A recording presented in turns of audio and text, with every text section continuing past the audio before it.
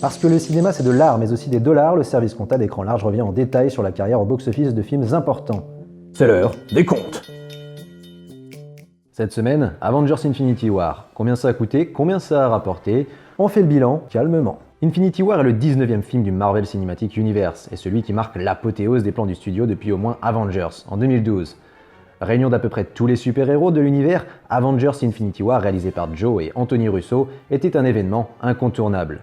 Destiné à être l'un des plus grands succès de l'année, le blockbuster a bien évidemment été un triomphe en salle, mais à quel point? Retour sur sa carrière.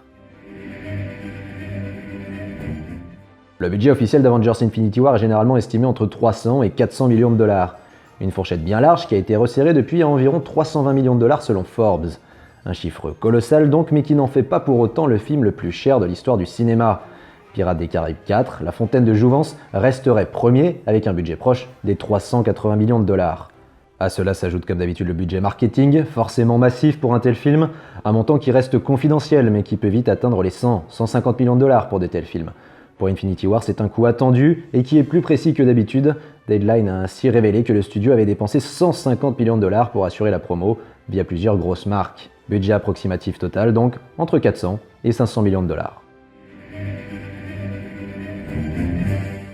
2,045 milliards de dollars. Une très belle somme amassée dans le monde qui place Avengers Infinity War comme le plus gros succès de l'année 2018, quasi indétrônable devant Black Panther et c'est seulement 1,3 milliard de dollars. C'est aussi le plus grand succès du MCU devant Avengers, Avengers l'ère d'Ultron et donc Black Panther. Au box-office américain et canadien, le film a rapporté 678 millions de dollars. C'est un gros succès, bien supérieur à Avengers et Avengers l'ère d'Ultron. Sans compter l'inflation, c'est le 4e plus grand succès au box-office domestique, derrière les poids lourds Star Wars le réveil de la force et Avatar. Mais surtout, en revanche, Avengers Infinity War est battu par son propre camp, puisque Black Panther a fait mieux en Amérique, avec 700 millions de dollars récoltés en 2018. Avec un peu plus de 5 millions d'entrées, Avengers Infinity War est le plus gros succès du MCU en France, devant Avengers, Iron Man 3 et Avengers l'ère d'Ultron. Cela dit, le puissant Thanos n'a rien pu faire face au Tuche 3 et à la Petite Famille, leaders incontestables du box-office de 2018. Et encore une fois, au rayon super-héros Marvel, tout ça reste très inférieur aux 3 Spider-Man de Sam Raimi, qui avaient attiré entre 5,3 et 6,4 millions de spectateurs à leur sortie. 1,3 milliard de dollars récoltés dans le monde. Pour le coup, c'est une victoire absolue pour Infinity War.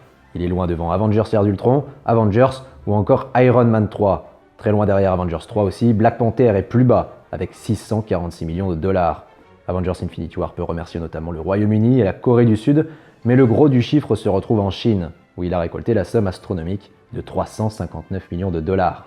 À titre de comparaison, c'est plus que le box-office mondial de Captain America The First Avengers par exemple. C'est donc le plus gros succès du MCU en Chine, même si on notera que Fast and Furious 8 et Fast and Furious 7 avaient gagné plus sur le territoire chinois. Est-il vraiment nécessaire d'expliciter les raisons d'un tel succès? Si nous devions n'en garder que 3, la première serait évidente. Toute production Marvel Studios est désormais destinée à rencontrer un public formé et éduqué depuis la sortie d'Iron Man en 2008. Si le démarrage du MCU a d'abord été calme, des films comme Thor et Captain America The First Avengers ayant rencontré un succès relativement modeste, la machine s'est emballée avec Avengers.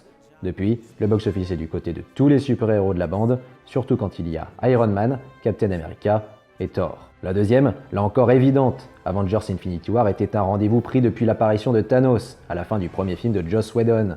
Personnage culte des comics, d'une puissance extraordinaire, le titan fou planait sur à peu près tous les films depuis 10 ans, créant une attente réelle. Le film des frères Russo n'était alors plus une option mais une obligation pour les millions de spectateurs, avec la promesse du grand spectacle ultime, ravageur et destructeur. Enfin, la troisième, comme presque tous les films du MCU, Avengers 3 a été porté par une critique très positive, un bouche à oreille très bon, et surtout la garantie d'une aventure plus grande et extrême, ce qui est pour le coup plus rare chez Marvel. C'était donc le film qui pouvait tout changer, tout balayer, le film immanquable donc. Avec plus de 2 milliards de dollars de recettes, environ 320 millions de dollars de budget et 150 millions pour le marketing, Infinity War a certainement rapporté au minimum dans les 300 millions de dollars à Marvel et Disney. Pourquoi pas plus? Au-delà des variables d'un tel calcul, soumis à de nombreuses données qui restent confidentielles, les deals avec les exploitants notamment, le troisième Avengers a quelques points sensibles. D'abord, son budget énorme. Deuxièmement, la remontée des recettes étrangères dont seuls 67% en moyenne reviennent au studio. Et enfin l'importance de la Chine, où il récupère encore moins. Bien évidemment, Marvel Studios gagnera bien plus que ça, grâce aux retombées merchandising gigantesques, mais surtout grâce aux ventes vidéo, car même si elles ont chuté depuis Avengers, elles restent tout de même proches des 100 millions, rien qu'aux États-Unis. Avengers Infinity War est donc clairement un très bon coup pour le studio, qui pouvait difficilement espérer mieux, hormis dépasser Black Panther au box-office domestique et potentiellement tutoyer les sommets de James Cameron avec Titanic et Avatar. Avec un tel succès, les conséquences sont simples. Marvel et Disney consolident leur position de force et confirment, une fois de plus, que la puissance de la marque MCU en a encore dans le ventre. Si Avengers l'ère d'Ultron a quelque peu déçu et n'a pas réitéré l'exploit du premier, Infinity War a surpassé tout le catalogue. Plus gros démarrage de tous les temps au box-office domestique devant Star Wars 7, film le plus rapide à atteindre le milliard de dollars au box-office mondial, il a aligné les records. La seule question reste de savoir si Avengers 4 pourra faire encore mieux en avril 2019. Infinity War a-t-il véritablement satisfait le public? La conclusion, Epic et Noir est-elle vouée à devenir une énorme déception, vu que Spider-Man Far From Home est prévu pour juillet 2019, que les Gardiens de la Galaxie 3 est en préparation et qu'une suite à Doctor Strange est annoncée? Finalement, la vraie question est claire. Et si Marvel s'était tiré une petite balle dans le pied avec Avengers Infinity War? Verdict, en avril 2019.